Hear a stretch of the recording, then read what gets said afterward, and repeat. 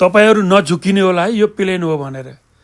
यो पश्चिम नेपाल बस व्यवसायी सङ्घद्वारा सञ्चालित भैरवा काठमाडौँको रुटमा चल्ने डबल सस्पेन्सर भएको मिरा एडभेन्चर बुलेट गाडी हो। यो रात्रि बस हो। यो म यही बसमा यात्रा गरेँ। हेर्नुहोस् त यसका सिटहरू, ल हेर्नुहोस् त, साँच्चै यी सोफा सिट, यति भिआइपी सोफा सिट त प्लेनमा पनि छैनन्।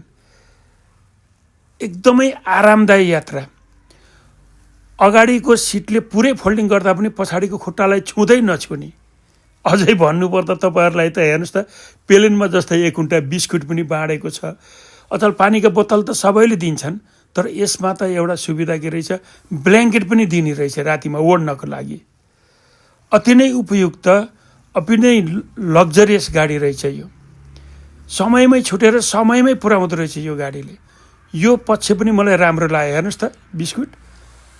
अब के भन्ने, यो भैरवा काठमाडौँ मिरा बुलेट लेखेकै पानी पनि छ, बसको चित्र पनि छ। यति भिआइपी बस पश्चिम नेपालले चलाएकोमा म धन्यवाद दिन चाहन्छु पश्चिम नेपाल बस व्यवसायी सङ्घलाई।